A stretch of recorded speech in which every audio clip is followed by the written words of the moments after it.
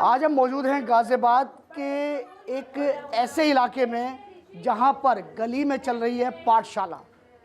आपको देखकर हैरानी होगी क्योंकि यहां पढ़ने वाली बुजुर्ग महिलाएं हैं, वो बुजुर्ग महिलाएं जो अपनी उम्र में यानी कि जिस समय बचपना था बचपने में पढ़ नहीं पाई, लेकिन आप तस्वीरों में देखिए कि इस उम्र में यहाँ पर किताब हाथ में है, कॉपी पेंसिल हाथ में है और सामने ब्लैक बोर्ड है और लगातार यहाँ पर पढ़ाई चल रही है। कहते हैं पढ़ाई की कोई उम्र नहीं होती, तो ये करके दिखाया इन्होंने। आपसे आपका नाम जानेंगे हम सबसे पहले। अत्री देवी। अत्री देवी, कितनी उम्र हो गई आपकी? 65 साल।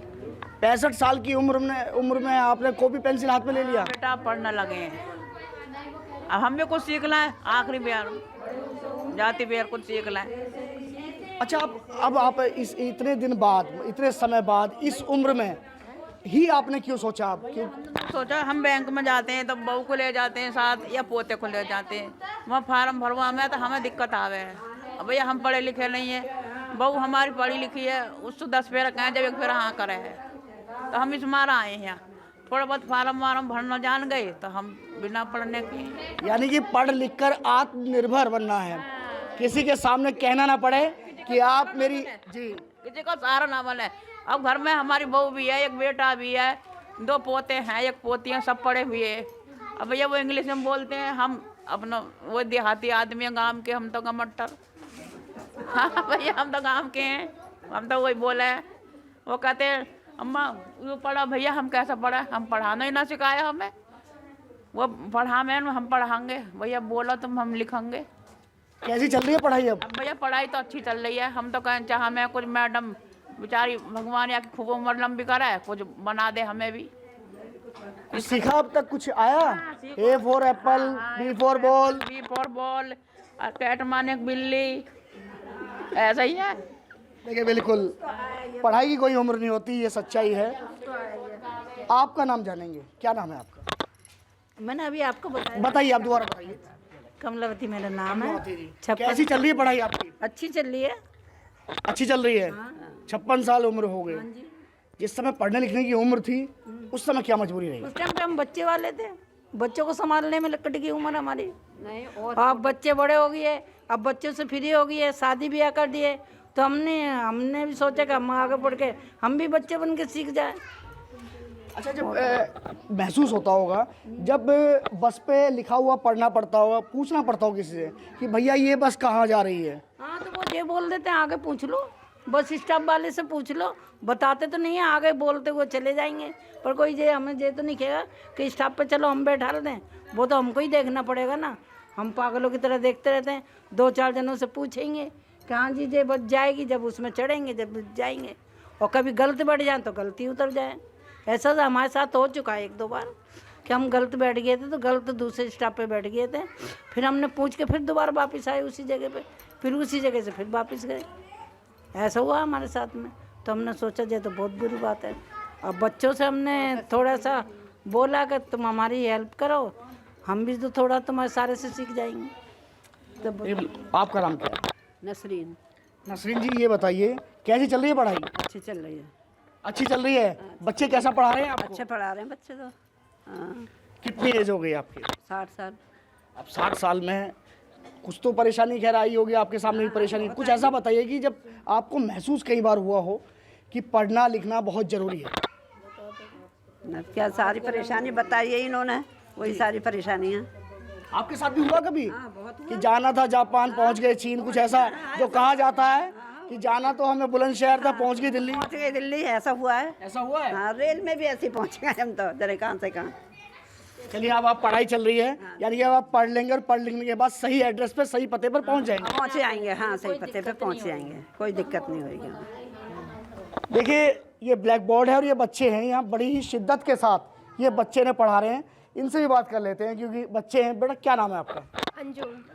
अंजू, ये बताइए कि इन्हें पढ़ा तो कैसा लग रहा है, क्योंकि उम्र दादी की उम्र की है सब, कैसा लग रहा है, कैसा महसूस हो रहा है? नहीं, बहुत अच्छा महसूस हो रहा है, पर ये कभी कभी बात करने लग जाती है साथ एक साथ में सब मिलकर। हाँ, लेकिन अच्छा लगता है ना पढ़ाना, हमें भी 1 घंटे में मस्ती भी होती है और पढ़ाई भी होती है, दोनों। पढ़ाई होती है।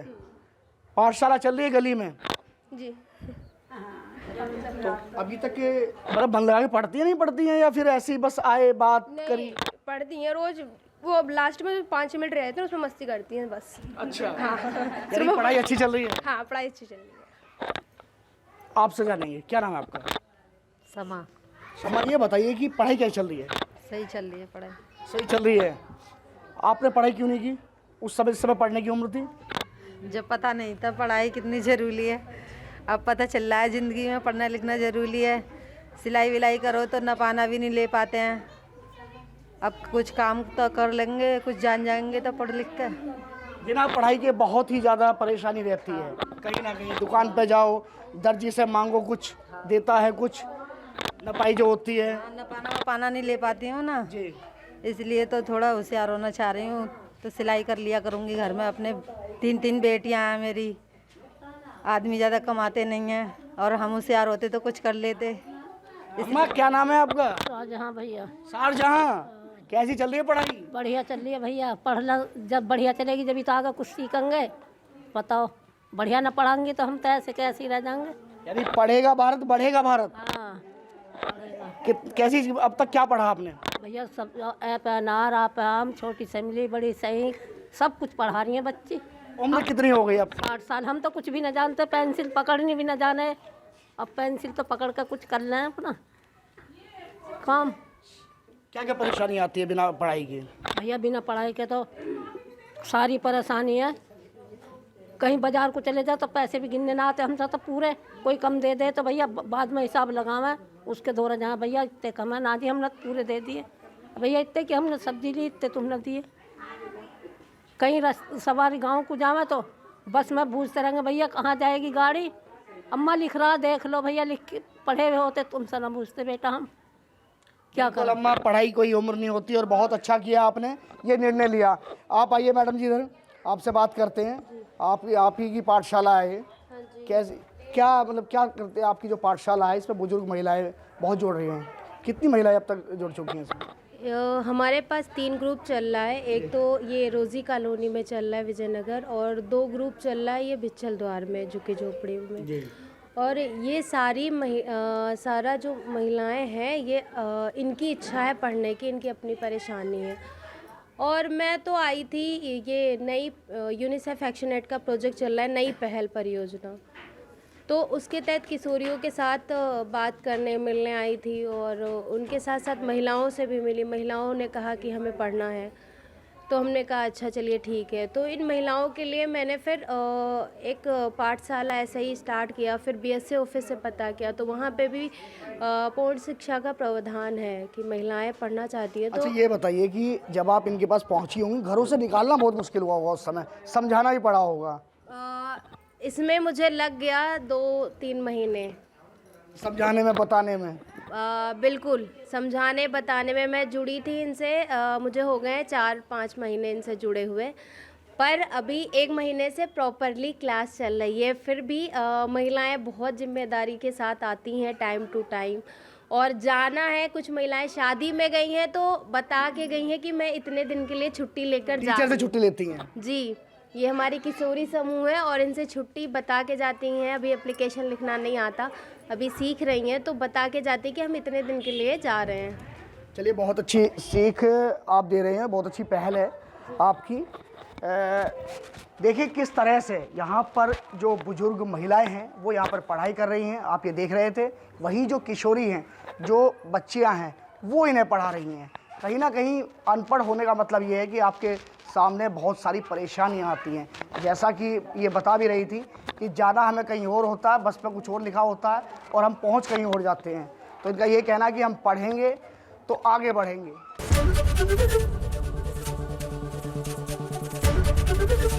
एबीपी गंगा, खबर आपकी, जुबान आपकी।